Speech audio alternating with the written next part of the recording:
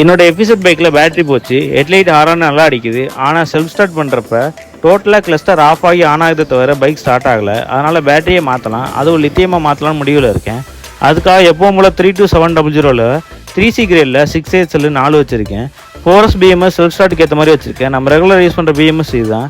ஆனால் அது 10 ஆம்ஸ். நம்ம பைக்குக்கு யூஸ் பண்ண போகிறது 100 ஆம்ஸ். இப்போ 4 பேட்டரியும் பாசிட்டிவ் நெகட்டிவ் ஆப்போசிட் சைடு வர மாதிரி க்ளூகன் போட்டு ஒட்டிட்டு அதுக்கு மேலே கெப்டான் டேப்பாக ஹீட்டுக்கு ஒன்றும் ஆகாத மாதிரி ஒட்டிட்டேன். அடுத்து சால்ட்ரிங்னா ஒரு பேட்டரியோட பாசிட்டிவையும் இன்னொரு பேட்டரியோட நெகட்டிவையும் சீரியஸாக கனெக்ட் பண்ணிவிட்டு BMSலையும் கனெக்ஷன் கொடுத்துட்டேன். அவுட்புட் நல்லா வருது. இப்போ தண்ணி பாட்டிலும் எதுவும் ஆகாத மாதிரி இருக்கிறதுக்கு வாட்டர் பாட்டிலை கட் பண்ணி அதுக்கு மேலே கவர் பண்ணிவிட்டு ஹீட் கன் வச்சு ஹீட் பண்ணிக்கிறேன். மொதல் டாப் டு பாட்டம்னு ஒரு வாட்டர் கேன் போட்டு கவர் பண்ணிட்டேன்.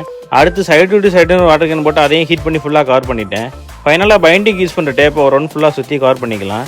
அடுத்து பாசிட்டிவ் கனெக்ட் பண்ணுறதுக்காக ரிங்கு லெக்கை ரெண்டு லெக்காக சால்ட்ரிங் பண்ணிட்டேன். இப்போ ஒரு டைம் அவுட்புட் பார்த்துட்டு அதை பைக்கில் மாட்டிப்போம்.